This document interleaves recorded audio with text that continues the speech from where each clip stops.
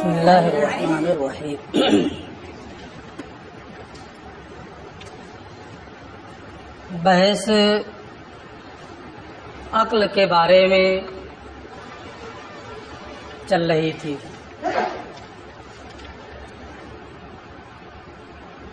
عقل کے بارے میں انہوں نے یہ بیان کیا کہ عقل اس قوت کا نام ہے، نفس کی اس قوت کا نام ہے جس کی مدد سے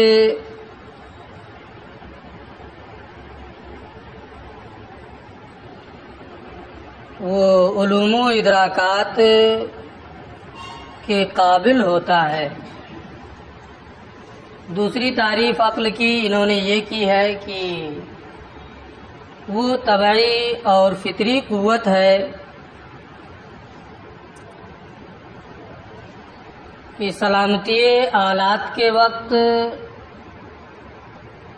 اس کو ضروریات کا علم مستلزم ہوتا ہے۔ تیسری تعریف عقل کی انہوں نے یہ کی کہ عقل وہ جوہر ہے جس سے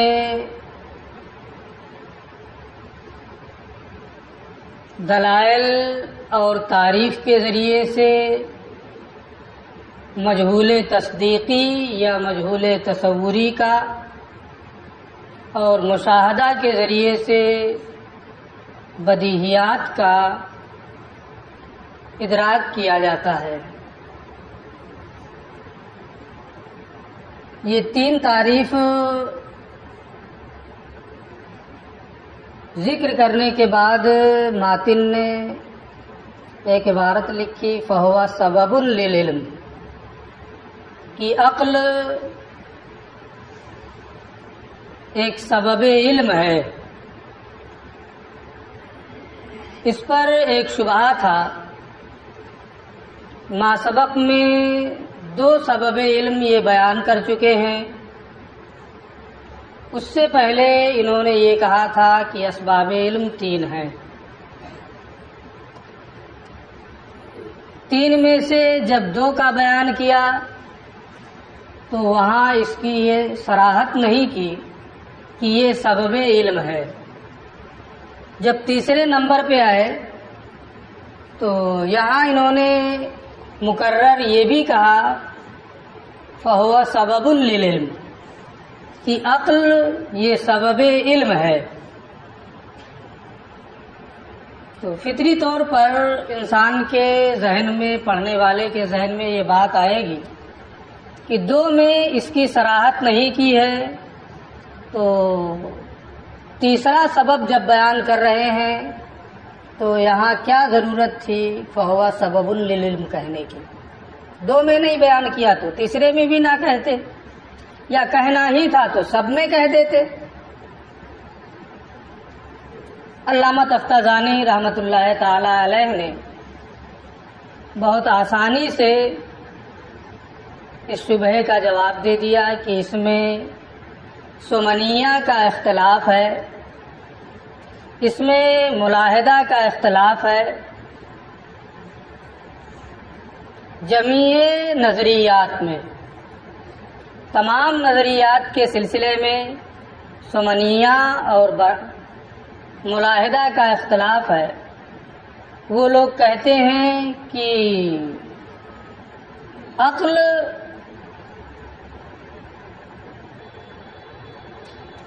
باب نظریات میں سبب علم نہیں ہے، اس سے علم کا فائدہ حاصل نہیں ہوتا ہے۔ اس سے پہلے کے سبق میں نے سمنیہ کی بھی وضاحت کر دی تھی اور ملاحدہ کی بھی وضاحت کر دی تھی۔ یہ بھی بتا دیا تھا کہ سمنیہ یہ کہتے ہیں کہ سبب علم صرف اور صرف حادثہ ہے، اس کے علاوہ کچھ نہیں۔ ملاحدہ یہ کہتے ہیں کہ سبب علم وہ عالم ہے جو اللہ عز و جل سے علم حاصل کرتا ہے، لیکن وہ روپوش ہے۔ قرآن کے الفاظ جو ہیں ان کا ظاہری معنی مراد نہیں ہے، بلکہ ایک باطنی معنی مراد ہے، اور الگ الگ وہ ہر ایک کی تعویل کرتے ہیں۔ ان کا ظاہر کفر، ان کا باطن کفر، اور ظاہری اعتبار سے یہ رافضی ہے۔ میں نے بتایا تھا کہ شیعوں کی ایک جماعت اسماعیلیہ فرقہ ہے، اسی فرقے کی ایک شاخ یہ ملاحدہ ہے۔ تو تمام نظریات میں عقل یہ سبب علم نہیں ہے، یہ سمنیہ اور براہمہ کہتے ہیں، سمنیہ اور ملاحدہ کہتے ہیں، اور الہیات کے باب میں عقل سبب علم نہیں ہے، یہ بعض فلاسفہ کہتے ہیں۔ وہ کہتے ہیں کہ اللہ عز و جل کی ذات کی، اس کی صفات کی معرفت تک عقل کی رسائی نہیں ہے، وہ عقل سے ماورا، عقل سے اس کی معرفت نہیں ہو سکتی۔ تو باب الہیات میں بعض فلاسفہ عقل کے سبب علم ہونے کے منکر ہیں۔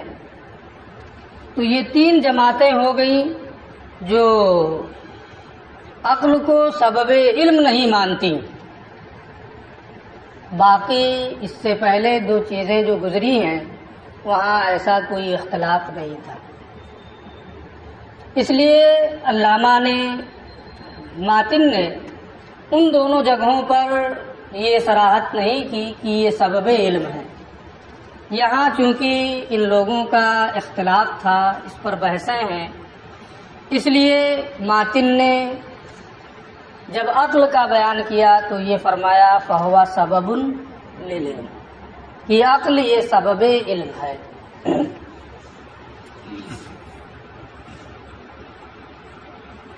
پھر انہوں نے بہت ہی اختصار کے ساتھ منکرین عقل کے سبب علم کے منکر ہونے کے جو قائل ہیں ان کی دلیل ذکر کی تھی کہ اگر عقل سبب علم ہوتی تو اس میں اختلافات کی یہ کثرت نہ ہوتی اور رائیوں میں تناقض نہیں پایا جاتا۔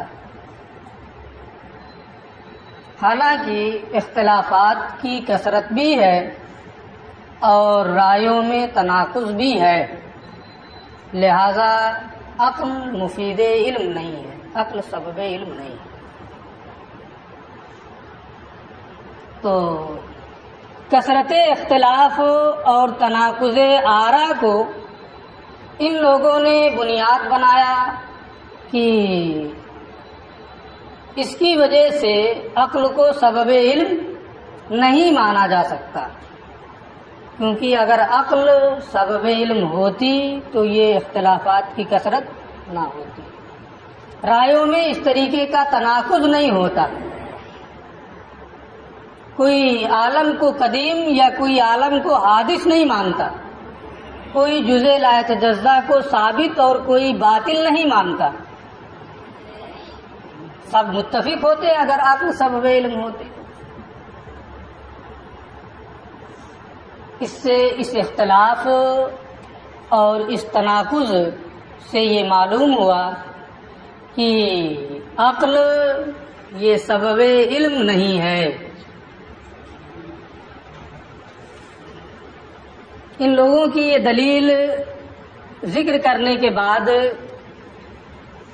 علامہ تفتزانی رحمۃ اللہ تعالی علیہ نے اس کا جواب دیا ہے کہ اختلافات کی کثرت یا رائیوں میں تناقض کا پایا جانا، اس سے یہ کہاں لازم آتا ہے کہ عقل سبب علم نہ رہے، اختلافات جو واقع ہوئے یا رائےوں میں جو تناقض پایا گیا، یہ اس وجہ سے ہے کہ نظر صحیح نہیں ہے. فساد نظر کی بنیاد پر ترتیب مقدمات میں غلطی ہونے کی وجہ سے طرفین کو صحیح طور پر نہ سمجھنے کی وجہ سے یہ غلطیاں ہوئی. ایجاب صغریٰ اور کلیت کبریٰ جو نتیجے کے لیے شرط ہے وہ چیزیں نہیں پائی گئی ہیں، تو فساد نظر ہے. اب یہ فساد نظر جس بھی وجہ سے ہو، طرفین کا صحیح طور سے تصور نہیں ہے یا ایجاب صغریٰ اور کلیت کبریٰ نہیں ہے، نہ کئی وجہیں ہوتی ہیں فساد نظر کی. جو اشکال اربعہ کے نتیجہ دینے کی شرطیں ہیں، ان شرطوں کا پاس و لحاظ نہیں کیا گیا ہے. تو یہ اختلافات کی جو کثرت ہے، رائےوں میں جو تناقض ہے، یہ اس بات کو مستلزم نہیں ہے کہ عقل سبب علم نہیں ہے، بلکہ یہ ساری چیزیں اس بنیاد پر ہیں کہ نظر فاسد ہے، فساد نظر ہے. فساد نظر کا مطلب میں بتا دیا. فساد نظر کی بنیاد پر یہ ساری چیزیں ہیں، یہ سارے اختلافات ہیں، یہ تمام تناقض ہے. یہ تو تحقیقی جواب تھا جس کی تفصیل میں پہلے بھی کر چکا ہوں، منکرین کا تحقیقی جواب. اس کا ایک الزامی جواب بھی علامہ تفتازانی رحمۃ اللہ تعالی علیہ نے ذکر کیا ہے کہ تم لوگ عقل کے سبب علم ہونے، مفید علم ہونے کا انکار کر رہے ہو. انکار کرنے کی صورت کیا ہے؟ طریقہ انکار کرنے کا کیا ہے؟ وہ یہ ہے کہ اگر عقل سبب علم ہوتی تو رائےوں میں تناقض اور کثیر اختلافات نہ ہوتے، اور کثیر اختلافات اور رائےوں میں تناقض پایا جاتا ہے. لہذا نتیجہ یہ نکلا کہ عقل مفید علم نہیں ہے.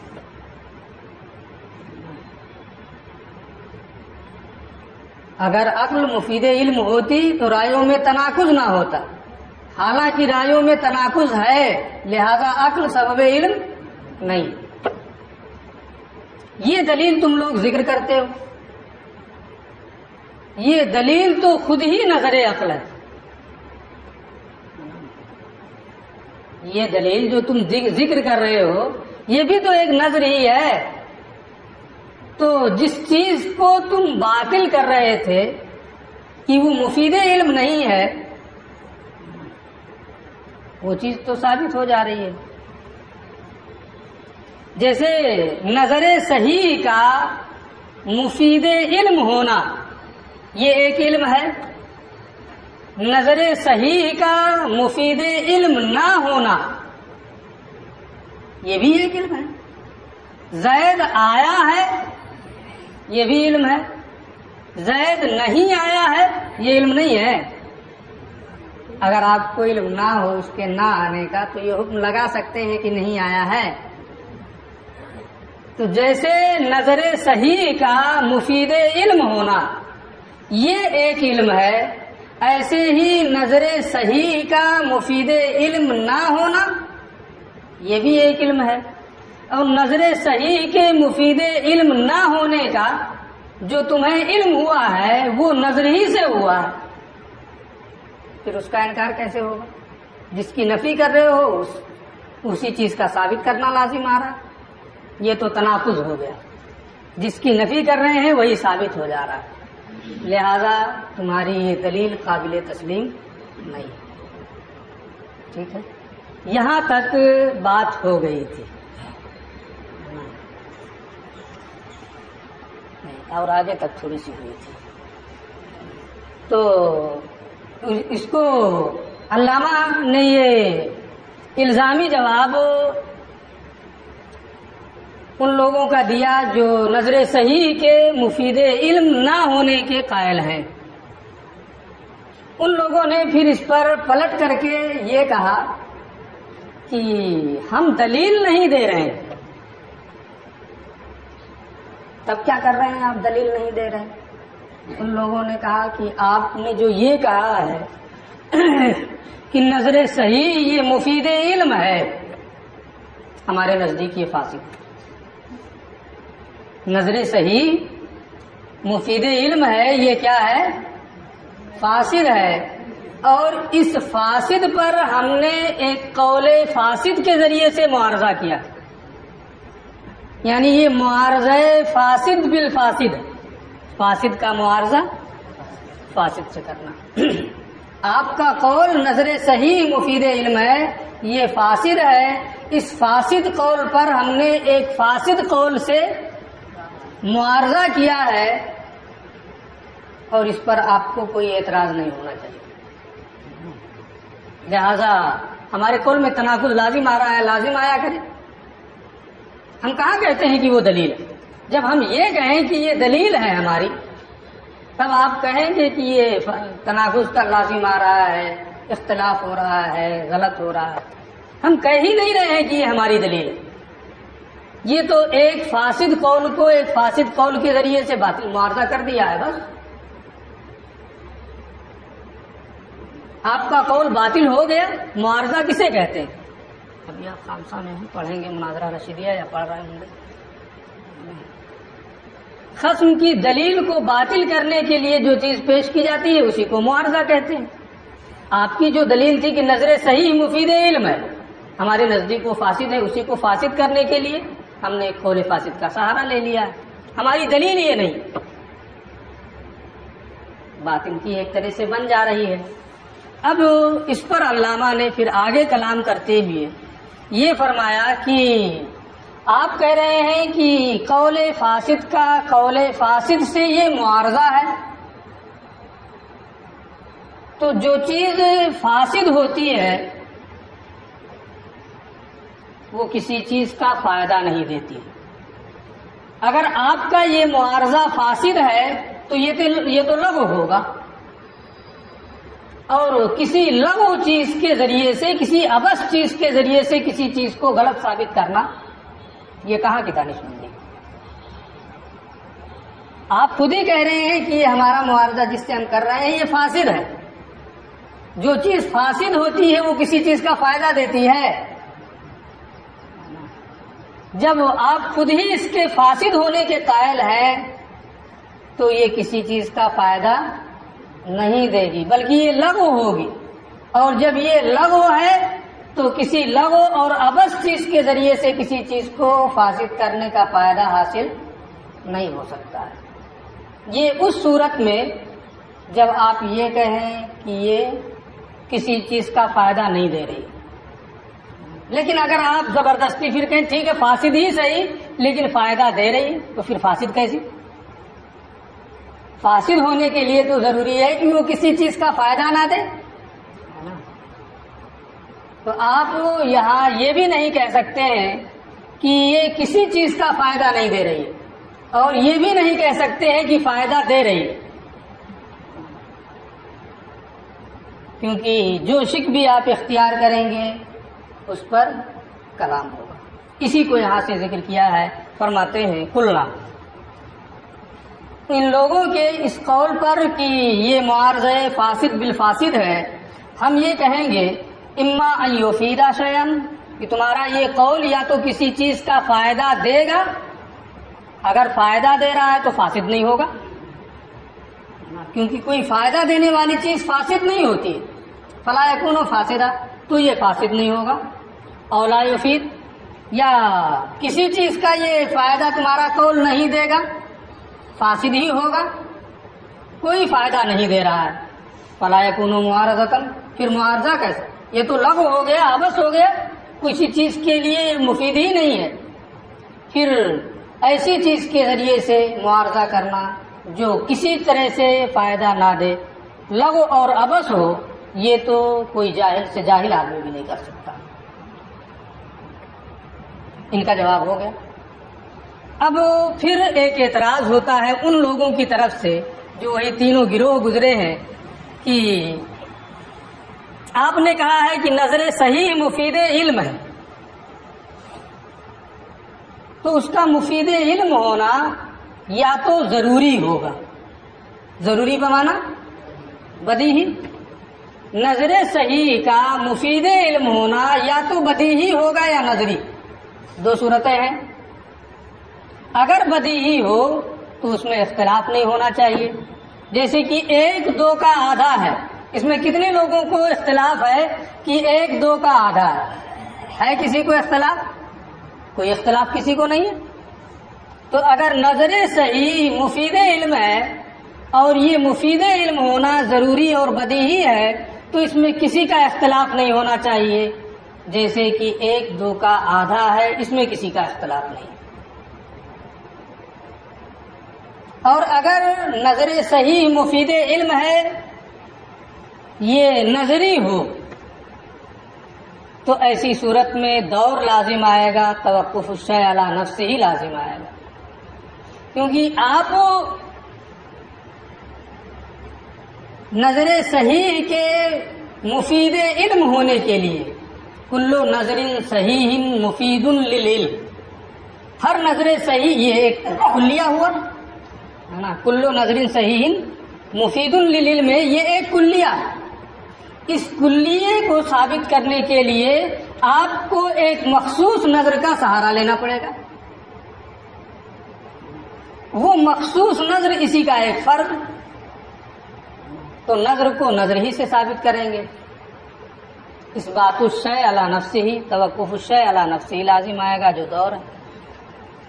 تو آپ یہ بھی نہیں کہہ سکتے ہیں کہ نظر صحیح کا مفید علم ہونا ضروری ہے، کیونکہ اگر آپ ضروری کہیں گے تو اختلاف نہیں ہونا چاہیے، حالانکہ اختلاف ہے، اور اگر آپ یہ کہیں گے کہ نظری ہے تو نظری بھی نہیں ہو سکتا ہے، کیونکہ نظری کہنے کی صورت میں دور لازم آئے گا، توقف الشیء علی نفسہ لازم آئے گا، دونوں صورتیں باطل۔ اور جب دونوں باطل اور نظر صحیح کا مفید علم ہونا باطل ہے نا، پھر باطل ہو گیا، کبھی باطل ہو رہا ہے کبھی ثابت ہو رہا ہے۔ چل فَإِنْ قِيلَ، اگر یہ اعتراض یہاں کیا جائے کون النظر مفیدا للعلم، نظر صحیح کا مفید علم ہونا اگر ضروری ہو، دو شکیں ہیں، یا تو ضروری یا نظری، اگر ضروری ہو لم یقع فیہ خلاف، تو اس میں کوئی اختلاف نہیں ہوتا، کما فی قولنا الواحد نصف الاثنین، جیسے کہ ہمارے قول الواحد نصف الاثنین میں کسی کا کوئی اختلاف نہیں ہے۔ وَإِنْ كَانَ نَظَرِيًّا، اور اگر نظر صحیح کا مفید علم ہونا نظری ہو، یلزم اثبات النظر بالنظر، تو کل نظر صحیح مفید للعلم یہ ایک کلیہ ہے، اس کو ثابت کرنے کے لیے ایک نظر کی ضرورت ہے، تو وہاں وہ نظر مخصوص ہوگا۔ تو نظر کو نظر ہی سے ثابت کرنا یہ کیا ہے؟ توقف الشیء علی نفسہ ہی ہے، اثبات الشیء ہے نا، اثبات النظر بالنظر ہے نا، وَإِنَّهُ دَوْرٌ، اور یہ دور ہے، تو ضروری ہونا بھی باطل نظری ہونا بھی باطل، لہذا نظر صحیح کا مفید علم ہونا باطل۔ قلنا، ہم اس کا جواب دیں گے، دونوں شکوں کو اختیار کر کے یہ جواب دے رہے ہیں کہ نظر صحیح مفید علم ہے، بدیہی ہے۔ آپ نے کہا کہ یا تو بدیہی ہوگا یا نظری ہوگا، ہمیں تسلیم ہے کہ بدیہی ہے۔ رہا آپ کا یہ کہنا کہ اگر بدیہی ہوگا تو اختلاف نہیں ہوگا، بدیہیات میں اختلاف ہوتا ہے۔ میں اس سے پہلے بھی اس کی تفصیل کر چکا ہوں، وہ ساری تفصیلات آپ کے ذہن میں ہوں گی کہ عرف و عادت کی بنیاد پر اختلاف ہوتا ہے، توجہ کی بنیاد پر اختلاف ہوتا ہے، محکوم علیہ اور محکوم بہ کے تصور کی بنیاد پر اختلاف ہوتا ہے، اور کبھی عناد کی وجہ سے بھی اختلاف ہوتا ہے۔ اس میں عقلاء کا سب کا اتفاق ہے کہ بدیہیات میں اختلافات ہوتے ہیں، اور آثار و قرائن بھی اسی پر دلالت کر رہے ہیں۔ اخبار جو ہیں، حدیثیں جو ہیں، آیات جو ہیں، وہ بھی اسی پر دال ہے کہ بدیہیات میں اختلاف ہوتا ہے۔ تو بدیہیات کے میں اختلاف نہیں ہوگا یہ کہنا یہ آثار و قرائن کو بھی جھٹلانا ہے، اخبار کو بھی جھٹلانا ہے، تمام عقلاء کو بھی جھٹلانا ہے۔ تمام عقلاء کا اتفاق ہے کہ عقلوں میں تفاوت ہے، سب کی عقلیں ایک جیسی نہیں ہیں، سب ایک ہی طرح سے ذہین نہیں ہے۔ اتنی چھوٹی سی جماعت ہے، کیا سب کا ذہن سب کی عقل برابر ہے؟ عقلوں میں تفاوت ہے۔ جب عقلوں میں تفاوت ہے تو ضروریات کے ادراک میں بھی تفاوت ہوگا۔ ایسا نہیں ہو سکتا ہے کہ عقلوں میں تو تفاوت ہو اور ضروریات کے ادراک میں تفاوت نہ ہو۔ لہذا یہ کہنا کہ اگر ضروری ہوگا تو اس میں اختلاف نہیں ہونا چاہیے، یہ سرے سے قابل تسلیم نہیں ہے۔ نظر صحیح مفید علم ہے اور اس کا مفید علم ہونا ضروری ہے۔ آپ کا جو اعتراض ہے اس اعتراض کی کوئی حیثیت نہیں ہے، لہذا نظر صحیح مفید علم ہے، یہ اپنی جگہ پر ثابت ہے۔ اسی کو انہوں نے کہا ہے قلنا، ہم اس کا جواب دیں گے الضروری قد یقع فیہ خلاف، ضروری میں کبھی اختلاف ہوتا ہے، اما لعناد، یا تو ہٹ دھرمی کی وجہ سے، حق واضح ہے پھر بھی نہیں ماننا، پڑھا رہا ہوں بیٹھ کے، یہی سامنے کوئی آ کے کہہ رہا ہے کہ نہیں پڑھا رہے ہیں آپ، اب نہیں پڑھا رہے ہیں، نہیں مانو گے تو کیا کر لیں گے؟ تو کبھی اناد اور ہٹ دھرمی کی وجہ سے بھی بدیہیات میں اختلاف ہوتا ہے، اور قصور فی الادراک، یا تصورات کے ادراک میں کمی کی وجہ سے اختلاف ہو جاتا ہے۔ فإن العقول متفاوتة بحسب الفطرة باتفاق من العقلاء، کیونکہ تمام علماء اور تمام عقلاء کا اتفاق ہے کہ فطری طور پر عقلوں میں تفاوت پایا جاتا ہے۔ واستدلال من الآثار، اور آثار و قرائن کی دلیل بھی اسی پر دال ہے، وہ شہادت من الاخبار، اور اخبار اور حدیثیں بھی اس کی شہادت دے رہی۔ آپ نے عورتوں کے بارے میں پڑھا ہے نا کہ وہ ناقصات العقل ہوتی ہیں، اگر عقلوں میں تفاوت نہیں ہوتا ہے تو ناقصات العقل کیسے ہو گئی؟ سب کی عقل برابر ہونی چاہیے۔ ایک اور دو عورتوں کی گواہی ایک مرد کے برابر، یہ بھی آپ نے پڑھا ہے۔ اگر عقلوں میں تفاوت نہیں ہے پھر وہ بھی ایک ہی ہونی چاہیے ایک مرد کے مقابل میں۔ تو اخبار، آثار و قرائن، عقلاء کا اتفاق سب اس بات کی دلیل ہے کہ عقلوں میں تفاوت ہوتا ہے، اور جب عقلوں میں تفاوت ہے تو بدیہیات میں اختلاف بھی ہوگا، کسی کے نزدیک بالکل واضح ہوگا، کسی کے نزدیک اور خفا ہوگا، کسی کے نزدیک بہت زیادہ خفا ہوگا۔ تو یہ ایک شق کو اختیار کر کے انہوں نے جواب دے دیا ہے۔